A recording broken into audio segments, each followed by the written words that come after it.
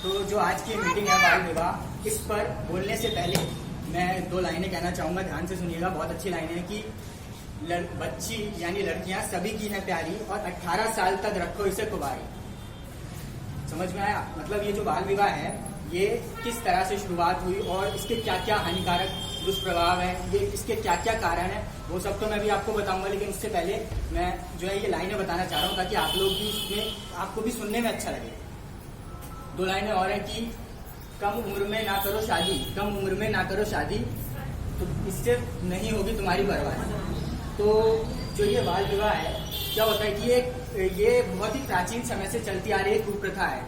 यानी जब प्राचीन भारत था उसके बाद मुगल काल आया तो उसमें ये जो प्रथा थी ये धीरे धीरे करके बढ़ गई। बाल विवाह में होता क्या है कि जो बच्चे होते हैं उनका विवाह कर दिया जाता है। वैसे तो हमारे यहाँ पर हमारा कानून बनाया गया जिसमें एक पर्टिकुलर लिमिट रखी गई, एक उम्र रखी गई कि किस उम्र तक बच्चों की शादी को वैध माना जाएगा, यानी लीगल माना जाएगा। लेकिन पहले के जमाने में क्या होता था कि ऐसे कोई नियम कानून नहीं थे, तो लोग जो है वो छोटी उम्र में ही बच्चों की शादी कर दिया करते। तो बाल विवाह में दो केस आते हैं। पहला केस आता है जब एक बच्ची यानी एक छोटी बच्ची जिसकी अमूमन उम्र 15 साल होती है, उस बच्ची का किसी एक वयस्क पुरुष यानी कि अडल्ट पुरुष के साथ विवाह करा दिया जाता है। तो वो पहला केस होता है। और दूसरा केस होता है जब माँ बाप क्या करते हैं कि देखिए आप लोग ध्यान से सुनिए तो आप लोगों को भी सुनने में मजा आएगा और मुझे बताने में भी मजा आएगा। अगर आप लोग बीच बीच में बोलेंगे तो ना तो आप यहाँ से समझ के जा पाएंगे कुछ, ना मैं अच्छे से कह पाऊंगा। और इस मीटिंग को बुलाने का सबसे ज्यादा जरूरी कार्य जो है वो यही है कि आप यहाँ से जागरूक होकर के जाएं, ताकि जब आप यहाँ से जागरूक होकर के जाएंगे तो अपने साथ में 2, 4, 5 जितने लोगों को बताएंगे उतना ही ज्यादा हमारे लिए भी अच्छा होगा और समाज के लिए भी अच्छा होगा। क्योंकि ये जिस तरीके की मीटिंग्स बुलाई जाती है प्राथमिक विद्यालयों में, ये हर विद्यालय में बुलाई गई है। इसका मेन उद्देश्य ये है कि समाज जागरूक बने, कि समाज जो है वो जागरूक बने। समझ रहे हैं ना आप लोग? तो आपके अगर मैं कुछ बोलूं और आपको समझ में ना आए तो आपके मन में कोई भी सवाल उठता है तो आप तुरंत मुझसे पूछिएगा, मैं उसका जवाब दूंगा। मुझे भी अच्छा लगेगा कि जब सामने वाला उठ करके मुझसे पूछेगा तो मुझे लगेगा कि हाँ वो मेरी बातों में इंटरेस्ट ले रहा है, उसे समझ में आ रहा है। अगर आप भी ऐसी सुनेंगे और सुन करके चले जाएंगे तो ऐसा मजा नहीं आएगा और ऐसा लगेगा कि आपने कुछ सीखा नहीं। मीटिंग्स को बुलाने का सबसे ज्यादा जरूरी जो अहम रीजन होता है वो यही होता है कि यहाँ से इंसान जो भी लेकर के जा रहा है उसे अपने जीवन में अप्लाई करे और फिर समाज के अंदर एक चेंज आ सके, यानी एक बदलाव आ सके। इसलिए इस तरीके की मीटिंग्स को बुलाया जाता है। तो जो बाल विवाह की मीटिंग थी तो इसमें मैं ये बता रहा था कि एक बहुत ही पुराने समय से प्रथा चलती आ रही थी और इसमें 2 केस होते थे जहां पर एक बच्ची का एक बड़े किसी के साथ विवाह संपन्न करा दिया गया और जब दूसरे केस में होता है जब एक बच्ची का किसी दूसरे बच्चे के साथ उनके माँ बाप छोटी उम्र में ही अमूमन 15 साल, 16 साल, 14 साल की उम्र में वो लोग विवाह तय कर देते हैं और फिर उसके बाद उसे संपन्न करवा देते हैं। ये दोनों जो केस है बाल विवाह के अंदर आते हैं, दोनों के दोनों अवैध हैं। यानी इस तरीके से अगर शादी करवाई जाती है तो उसे निरस्त कर दिया जाएगा और जो इस शादी में शामिल हुआ और जिसने शादी को करवाया है उन सब के खिलाफ कानूनी कार्रवाई की जाएगी, जिसमें आर्थिक दंड तो है ही है, साथ में जेल का भी प्रावधान है। भारत सरकार ने एक अधिनियम बनाया 2006 में जिसका नाम था बाल विवाह निषेध अधिनियम, जो कि 2006 में बनाया गया था इन्हीं बाल विवाह को रोकने के लिए और 2007 में उसे लागू किया गया। और भारत सरकार का ये उद्देश्य था कि 2010 तक जितने भी बाल विवाह हैं हिंदुस्तान के अंदर उन्हें खत्म कर दिया जाए, लेकिन अभी तक ऐसा हो नहीं पाया है। आज भी हिंदुस्तान में बाल विवाह होता है और भारत के कुछ ऐसे राज्य हैं जहाँ पर यह विवाह जो है मतलब बहुत ज्यादा होता है, जैसे राजस्थान, मध्य प्रदेश, बिहार, उत्तर प्रदेश में भी इसका नाम आता है और आंध्र प्रदेश में। यहाँ पर जितने भी विवाह होते हैं इसका आप मान के चलो 60 से 65% बाल विवाह के अंतर्गत ही आता है। फिर क्या हुआ कि ये तो सारा मैंने आपको इसका बेसिक बताया। अब ये जो बाल विवाह की प्रथा है ये मध्यकालीन भारत और प्राचीन कालीन, वो तो एक बहुत लंबा इतिहास है, मैं उस बारे में नहीं बताऊंगा। लेकिन ये तब से ही शुरुआत शुरू हुई और फिर धीरे धीरे अभी भी हमारे समाज में फैली हुई है।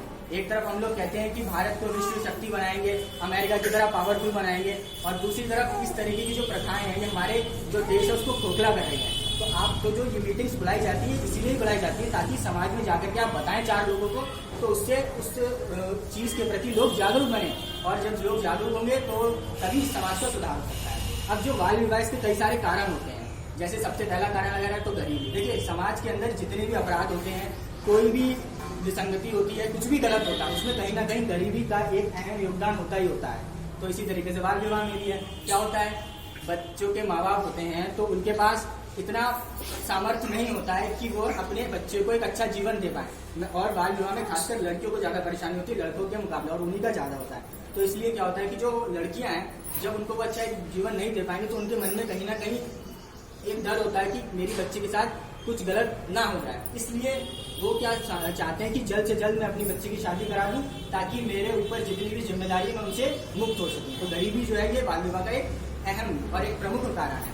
दूसरा कारण है, जैसे कि हमारी भारतीय संस्कृति है, हमारा भारतीय समाज है, इसमें प्रेम विवाह को मान्यता अभी भी उतनी नहीं दी जाती। पहले तो नहीं दी जाती थी, अब तब भी सोच बदली है, लेकिन उतनी नहीं दी जाती है जितनी पहले, मतलब अब उतनी थोड़ी बहुत दी जाती है, पर पहले बिल्कुल ही नहीं दी जाती। तो इसलिए जो परिवार के बड़े सदस्य हैं, अभिभावक हैं, तो उनके मन में ये होता है कि कहीं मेरी बच्ची, मेरा लड़के के साथ में तो बहुत ही कम होता है, लेकिन लड़कियों के साथ में बहुत होता है कि कहीं मेरी बच्ची जो है वो किसी गलत संगति में ना पड़ जाए, और जब गलत संगति में पड़ जाएगी तो फिर उसके साथ आगे चल के क्या होगा तो हम सब जानते हैं, हमें बताने की जरूरत नहीं। तो इसलिए उस गलत संगति से रोकने के लिए भी वो अपनी जिम्मेदारियों से मुक्त होना चाहते हैं और चाहते हैं कि मैं अपनी बच्ची का बाल विवाह कर दूं। ये दूसरा कारण है। तीसरा कारण रहता है कि महिलाओं के साथ जो आजकल अपराध और छेड़छाड़ के किस्से बढ़ते चले, हम दिन रात अखबार में पढ़ते हैं कि आज ये छेड़छाड़ हुई, आज बलात्कार हुआ, यौन उत्पीड़न हुआ, शोषण हुआ, इस तरीके की कई खबरें आती हैं। तो माँ बाप डर जाते हैं, उनके मन में होता है कहीं पर कि कहीं मेरी बच्ची के साथ भी कुछ गलत ना हो जाए। और गाँव में, देहात में, कस्बों में, इन 3 जगहों पे ज्यादातर होता है। और कई तो ऐसी न्यूज होती है जिनकी रिपोर्टिंग ही नहीं होती है, वो तो छोटी रिपोर्टिंग हो रही है, तो बहुत कम है, असलियत में तो बहुत ज्यादा हो रहा है। तो इसलिए क्या होता है कि गाँव देहात और जो कस्बे होते हैं वहाँ पर एक ये मानसिकता बन जाती है कि जल्द से जल्द अपनी बच्ची का शादी मैं कर दूं, ताकि उससे छुटकारा मिल सके। तो ये भी एक कारण है। और बाकी सामाजिक और पारिवारिक कारण तो रहते ही हैं कि कई जगह, जैसे राजस्थान में आज भी लोगों के मन में रहता है कि वो छोटे से ही अपने बच्चों का विवाह जो है वो तय कर देते हैं कि तुम्हारा विवाह इसके साथ में होगा, और बड़े होकर के वो उसकी शादी करवा देते हैं। इसी तरीके से जो ग्रैंड पेरेंट्स होते हैं, जैसे नाना नानी दादा, उनको लगता है कि जल्दी जल्दी हमारे हम पोती पोते मिल सके, तो इस वजह से भी वो ये करवाते हैं। तो ये कई सारे कारण है जिस वजह से बाल विवाह होता है। तो कारण जानने के बाद अब हमें ये जानना जरूरी है कि इसके दुष्प्रभाव क्या है, यानी हमें क्या क्या इससे हानियां होती हैं, ये बहुत जरूरी है जानना। तो सबसे पहली तो हानि यही है कि इससे जिसकी भी शादी हो रही, चाहे वो लड़का हो चाहे वो लड़की हो, दोनों जो है उनके स्वास्थ्य पर और उनके जो विकास है उस पर एक बहुत गहरा असर पड़ता है। जैसे मान लीजिए कोई लड़की है, खासकर तो लड़कियों की बात हो रही है, तो उन्हीं के ऊपर मैं कहना चाहूँ कि कोई लड़की अगर वो कम उम्र में मां बन जाती है, तो उससे क्या होता है कि उसकी जो शारीरिक और जो मानसिक विकास होना चाहिए था वो उस तरीके से नहीं हो पाता है। अब आप खुद सोचिए, आप लोग यहाँ बैठे हुए हैं तो आप लोगों को भी लगता होगा कि हम अपने बच्चों के लिए उस लड़की का काम अभी भी नहीं कर पा रहे हैं, जबकि आप लोग की इतनी उम्र हो चुकी है। और सोचिए उन बच्चियों का जो 14 साल की है, 15 साल की, 16 साल की है, अगर वो उस उम्र में बहन बन जाती है, माँ बन जाती है, बाप बन जाते हैं, तो वो कैसे उन जिम्मेदारियों को पूरा करेंगे। तो ये एक बहुत बड़ा जो है वो दुष्प्रभाव है। दूसरा जो है वो ये रहता है कि जो बच्चियां हैं वो महिला उत्पीड़न और महिला हिंसा इन दोनों के चपेट में आ जाती है। अब मान लीजिए कोई छोटी बच्ची है, ठीक है ना, उसको पता नहीं है कि कैसे परिवार को चलाना है, शादी हो गई, हमारी तो यही इससे एक्सपेक्टेशन रहती है कि वो हमारे परिवार को संभालेगी, आकर के जिम्मेदारियां निभाएगी, लेकिन ऐसा वो नहीं कर सकती है। और फिर क्या होता है, घरेलू हिंसा बढ़ती है, और जब घरेलू हिंसा बढ़ती है तो क्या होता है, धीरे धीरे करके एक नौबत ऐसी आ जाती है कि कभी कभार उसका सामाजिक बहिष्कार भी कर दिया जाता है। तो ये परेशानियों का भी सामना करना पड़ता है। उसके अलावा ये तो है कि गरीबी को भी ये जो बाल विवाह गरीबी को भी बढ़ावा देता है। कैसे देता है, देखिए ये गरीबी को कैसे बढ़ावा देता है। अब कोई बच्ची है उसके, या कोई लड़का है, उसकी शादी हो गई तो उसके कंधे पर जिम्मेदारी आ गई कि वो कैसे अपने परिवार को चलाए।